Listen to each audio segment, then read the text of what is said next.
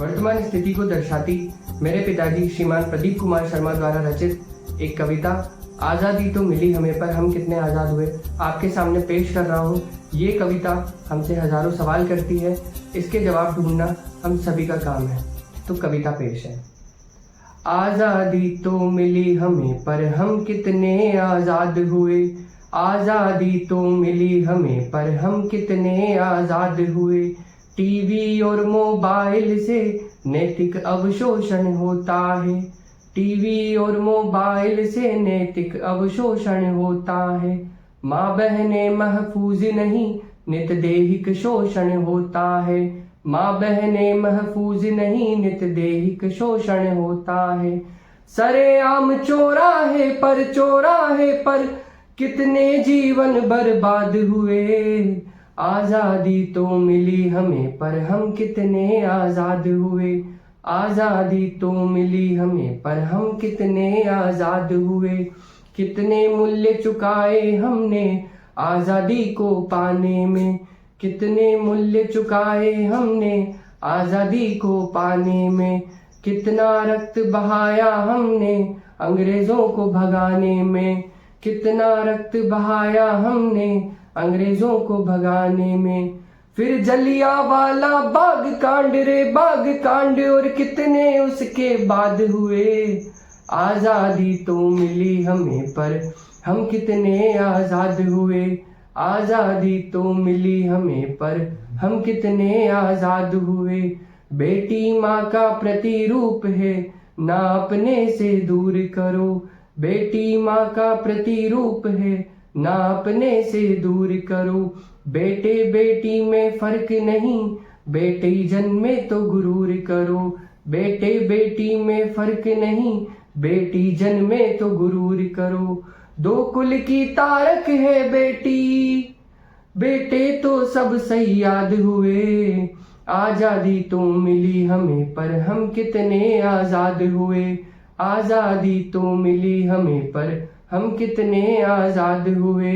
भ्रष्ट आचरण छोड़ सभी से भाई सा व्यवहार करो, भ्रष्ट आचरण छोड़ सभी से भाई सा व्यवहार करो। पैसा सब कुछ नहीं जगत में मानवता से प्यार करो, पैसा सब कुछ नहीं जगत में मानवता से प्यार करो। हम बदलेंगे युग बदलेगा, युग बदलेगा राम कृष्ण प्रहलाद हुए, आज़ादी तो मिली हमें पर हम कितने आज़ाद हुए, आज़ादी तो मिली हमें पर हम कितने आज़ाद हुए। मंदिर मस्जिद गुरुद्वारे में ईश्वर एक समाया है, हिंदू मुस्लिम सिख ईसाई सब उसकी ही माया है, हिंदू मुस्लिम सिख ईसाई सब उसकी ही माया है। फिर जाति धर्म के नाम पे रे नाम पे क्यों दंगे झगड़े फसाद हुए, आज़ादी तो मिली हमें पर हम कितने आज़ाद हुए, आज़ादी तो मिली हमें पर हम कितने आज़ाद हुए।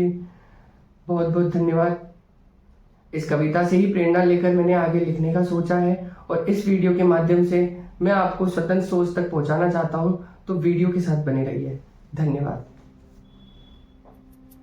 स्वतंत्रता दिवस का दिन विशेष है क्योंकि इस दिन हमें आज़ादी मिली थी अंग्रेजों की गुलामी से और गुलामी रह जाने की कायरता की सोच से, और इसमें अनेक स्वतंत्रता सेनानियों ने अपना सर्वस्व न्यौछावर किया था। पर यह इतना सहज न था। भारत को अंग्रेजों से मुक्त कराने से पूर्व स्वयं को पिछड़ी हुई सोच से व भेड़चाल से अलग करके इस स्वतंत्र सोच की अलग क्रांतिकारियों ने अपने अंदर जलाई, और फिर क्या था, इतिहास के पन्नों पर अपना नाम स्वर्णिम अक्षरों में दर्ज करा लिया। परंतु इसके लिए स्वतंत्र होकर सोचना ही अत्यधिक महत्वपूर्ण था, और उसी स्वतंत्र सोच को आगे बढ़ाने के लिए एटर्नो प्रयास चैनल पर उपस्थित हूँ स्वतंत्र सोच पार्ट 3 के साथ, तो बने रहिए। स्वतंत्र होकर सोचने के लिए जरूरी है भूतकाल में हुई घटनाओं से सीख लेकर वर्तमान की परिस्थितियों को इस प्रकार समझना कि भविष्य में उसके सार्थक परिणाम रहें। भेड़चाल में न चलकर सही गलत को परखना, जैसे बांग्लादेश को धार्मिक हिंसा से घिरा देख आक्रोश में आकर अपने ही देश भारत में किसी एक कौम पर निशाना साधना गलत है। गलत है अपनी ही कौम के बुरे कृत्यों का महिमा मंडन करना, गलत है भारत में रहकर भारतीय संस्कृति का सम्मान न करना। गलत है किसी टॉपिक पर तुरंत अपना ओपिनियन बना लेना, जो कि हार्दिक पांड्या के बारे में बनाया गया। उनकी फॉर्म को लेकर वह परेशान किया गया, उनके निजी जीवन को लेकर, और T20 वर्ल्ड कप जिताने के बाद भी उस गलती को ना मानना गलत है। ओलंपिक्स में मेडल के लिए भरसक प्रयास करने के बाद भी विनेश फोगाट के डिस्क्वालिफिकेशन पर ओलंपिक के ऑर्गेनाइजर्स को गलत ठहराना गलत है। दिल्ली में कोचिंग के बेसमेंट में पानी भरने के कारण 3 विद्यार्थियों की मौत का संपूर्ण आरोप कोचिंग स्थानों के अध्यापकों का तिरस्कार करना और गलत भाषा में विरोध करना गलत है। गलत है हमारे गुरु विकास देवकीर्ति सर और अवध ओझा सर को एक भूल के चलते भला बुरा कहना। इनके जैसे कई शिक्षकों के द्वारा YouTube आदि प्लेटफॉर्म पर प्रत्यक्ष व अप्रत्यक्ष रूप से हमारे अनेकों प्रश्नों के हल प्रदान किए गए हैं। उनकी और सिस्टम की तकनीकी भूल के चलते उन्हें गलत ठहराना गलत है। गलत है अनिरुद्धाचार्य, धीरेन्द्र कृष्ण शास्त्री जैसे संतों व आचार्यों की एक आधी बात का बतंगड़ बनाकर उन पर अभद्र टिप्पणियां करना। यदि उनसे वाद विवाद ही करना है तो उन्हीं की भाषा में किया जाना चाहिए, क्योंकि वे समाज के उत्थान के लिए कार्य करते हैं, वह भी बड़ी सहज भाषा में, और कुछ लाइक्स और व्यूज के लिए उन्हें अभद्र भाषा में डिफेम करना बिल्कुल गलत है। गलत है केवल एक रेप केस के बारे में चर्चा करना, महज इसलिए क्योंकि वह विषय अभी चर्चा में है, बल्कि हमें तो आगे बढ़कर सभी तरह के घरेलू और सामाजिक बलात्कार के खिलाफ लड़ना है। श्री कृष्ण कहते हैं कि समाज और देश इसलिए नहीं बिछड़ता कि बुराई और बुरे लोग बढ़ गए हैं, बल्कि इसलिए बिछड़ता है कि अच्छाई करने वाले आगे नहीं आते और चुप खड़े हो जाते हैं और तमाशा देखते रहते हैं। इस वीडियो को बनाने के दौरान उत्तराखंड से खबर आई है कि वहां ड्यूटी से लौटते वक्त एक नर्स का रेप और मर्डर हो जाता है, तो कहीं जमशेदपुर में नर्सरी कक्षा की बच्ची का उसके स्कूल वैन ड्राइवर द्वारा रेप हो जाता है। भारत माता के स्वतंत्रता दिवस के दिन इन मुद्दों पर चर्चा करते वक्त मन में पीड़ा है। लग रहा है इस अत्यंत हर्ष और उल्लास वाले दिन भारत माता भी उदास है, क्योंकि जब तक हम ऐसे मुद्दों पर बात करेंगे तब तक कहीं न कहीं बलात्कार हो चुका होगा, और निरंतर होती मानवता की हत्या को रोकने के लिए केवल सोच ही एक सहारा है, जो ऐसे अपराधों को भारत से निकाल बाहर करने के लिए पर्याप्त है। सोच है आगे आकर सत्य की खोज करने की, ना किसी से धन या उपहार लेने की, और सजग होकर कार्य करने की। बड़ी बड़ी इमारतों से घिरी शिक्षा नगरी कोटा शहर की एक झुग्गी बस्ती के पास एक दुकान पर एक शराबी नौजवान मुझसे टकराता है। मैंने उससे बहस करना उचित न समझा और इशारे में उसे संभलने को कहा। फिर कुछ देर के पश्चात सामने अंधेरे में एक नौजवान बाइक को वहीं अंधेरे में रोकता है और खींचता हुआ पीछे बैठी किशोरी से वाद विवाद करने लगता है। बात गाली व मारपीट तक आ जाती है तो किशोरी तुरंत बाइक से उतरकर जाने लगती है, पर बाइक सवार नौजवान अत्यधिक क्रोध में था, उसका हाथ पकड़ता है और उसे बाइक पर बैठने का इशारा करता है। मुझे यह सब एक निजी मामला लगा तो मैंने इसे नजरअंदाज करना चाहा, परंतु बात अब काफी बढ़ गई और बाइक सवार नौजवान ने किशोरी का गला पकड़ लिया। अब मैंने अपने कंठ से कायरता की चुप्पी को तोड़कर अपने कदम बाइक सवार नौजवान की ओर बढ़ाने का निर्णय किया, परंतु इससे पहले ही शराबी नौजवान ने तेज आवाज में चिल्लाकर एक आवाज लगाई, ओए रुक, और उस पर टूट पड़ा। उसके बाद वहां भीड़ जमा हो गई और किशोरी को घर तक छोड़ा गया। बाद में मैंने अत्यधिक जिज्ञासा से शराबी नौजवान से पूछा कि आप तो इतना नशे में थे कि खुद के हाथ पैर पर काबू न था, फिर ये सब कैसे? जवाब में उन्होंने कहा कि भाई, मैंने नशा अपनी परेशानियों को लेकर किया था, परंतु मैंने अपने आसपास किसी को परेशानी में देखा तो तुरंत सजग हो गया, और वैसे भी ये लड़की तो अपने ही बस्ती की है, तो कैसे सजग ना होता? मैंने और अधिक जिज्ञासा से पूछा कि जब यह आपकी बस्ती की ही है तो आपने शुरुआत में ही मदद क्यों नहीं की?